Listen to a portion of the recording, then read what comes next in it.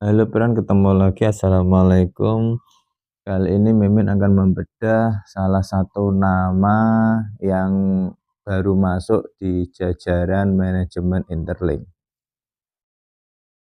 Menurut data publik dari Contact Out, Ken Nering menjabat sebagai Chief Financial Officer atau CFO dengan pengalaman lebih dari 25 tahun di bidang keuangan. Sebelumnya karirnya mencakup CFO di Aspir Holding LLC Maret 2022 sampai September 2023.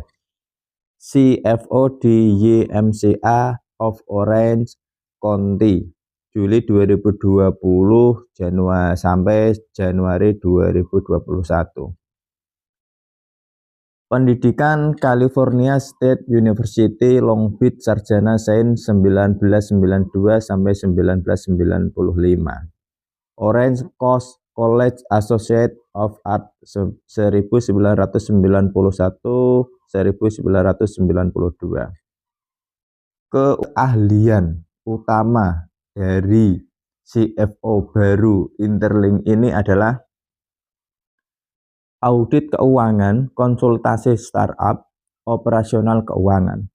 Menekuni strategi keuangan di sektor kesehatan, fitness, konstruksi, dan layanan keuangan.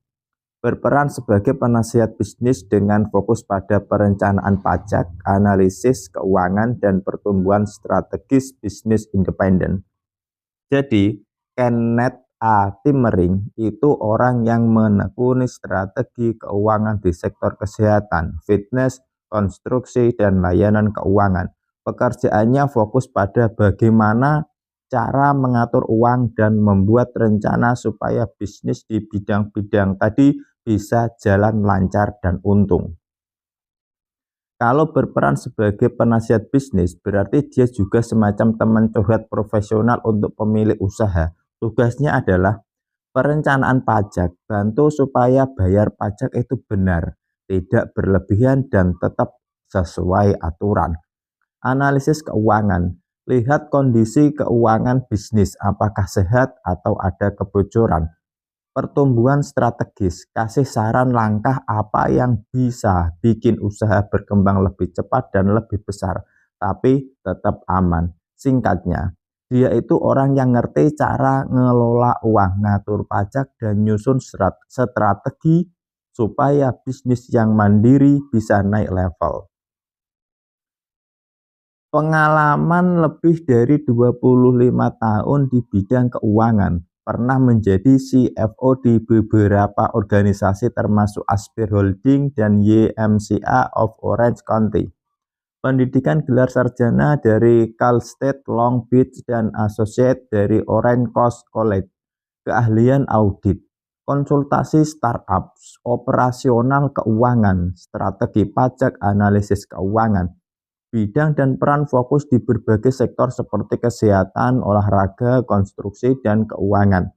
Juga aktif membantu bisnis kecil dalam pengelolaan keuangan.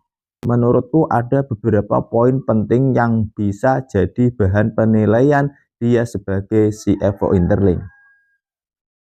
Dia adalah CPA atau Certified Public Accountant dan CGMA atau Chartered Global Management Accountant, artinya punya keahlian resmi dalam akuntansi dan manajemen keuangan tingkat global. Kalau seseorang punya sertifikasi CPA dan CGMA, artinya dia bukan sekedar jago hitung-hitungan, tapi sudah diakui secara resmi di tingkat internasional. CPA atau Certified Public Accountant ini gelar akuntan profesional kelas dunia. Bisa dibilang kayak SIM internasionalnya seorang akuntan. Dengan CPA, dia terbukti paham soal laporan keuangan, audit pajak, dan aturan bisnis. CGMA atau Chartered Global Management Accountant ini lebih fokus ke strategi bisnis dan manajemen keuangan global. Jadi bukan cuma ngitung, tapi juga bisa kasih arahan bagaimana perusahaan atau usaha bisa berkembang lebih efisien dan menguntungkan. Singkatnya gini, Bran. CPA itu sama dengan ahli laporan keuangan dan pajak resmi. Kalau CGMA sama dengan ahli strategi bisnis dan manajemen uang global. Kalau orang punya dua-duanya, bisa dibilang dia itu dokternya keuangan dan bisnis yang enggak cuma tahu cara mengobati, tapi juga bisa mencegah penyakit supaya usaha tetap sehat dan tumbuh. Pengalaman lintas sektor, pernah jadi CFO di sektor holding investasi Aspir dan Nirlaba atau komunitas YMCA serta VP di UFC Game brand global. Ini menunjukkan dia bisa beradaptasi di berbagai model bisnis. Orang ini punya pengalaman lintas sektor, artinya dia pernah pegang posisi penting di berbagai jenis usaha, bukan cuma satu bidang saja.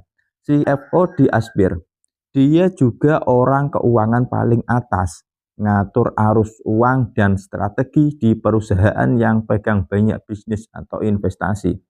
CFO di YMCA atau nirlaba atau komunitas. Di sini dia ngatur keuangan untuk organisasi sosial atau komunitas yang tujuannya bukan cari untung besar, tapi lebih ke pelayanan masyarakat. VP di UFC Game brand Global Fitness. Di sini dia ikut mimpin bisnis olahraga atau fitness yang sudah dikenal di seluruh dunia. Dari pengalaman itu kelihatan dia bisa ngatur uang dan strategi di macam-macam model bisnis. Perusahaan besar atau investasi, organisasi sosial, sampai bisnis global berbasis brand. Singkatnya, dia bukan cuma ngerti teori, tapi sudah terbukti bisa adaptasi dan sukses di berbagai dunia bisnis. Jaringan internasional, posisinya dulu di UFC Game dan organisasi lain, menandakan dia punya akses ke koneksi bisnis internasional. Penting buat Interlink yang targetnya adalah global. Karena dulu pernah jadi pimpinan di UFC Game atau brand olahraga kelas dunia dan juga aktif di beberapa organisasi besar lainnya, otomatis dia punya jaringan internasional alias kenalan bisnis sampai ke luar negeri. Kenapa penting? Karena koneksi kayak gini bisa jadi pintu untuk buka peluang kerjasama global, tarik investor atau partner bisnis luar negeri, bawa pengalaman internasional ke level lokal. Buat Interlink yang targetnya memang main di pasar global, punya orang dengan jaringan luas seperti ini jelas jadi nilai tambah yang sangat besar. Strategis, bukan hanya teknis, tidak sekedar orang laporan keuangan, tapi juga terbiasa negosiasi dengan investor, mitra, bahkan grup pendanaan besar, atau bisa handle volume 3 miliar dolar per hari. Orang ini bukan tipe yang cuma duduk bikin laporan keuangan di belakang meja. Dia juga strategis, artinya bisa ambil keputusan besar dan jadi jembatan dengan pihak luar. Bukan sekedar hitung-hitungan angka, tapi juga bisa negosiasi dengan investor biar bisnis dapat modal.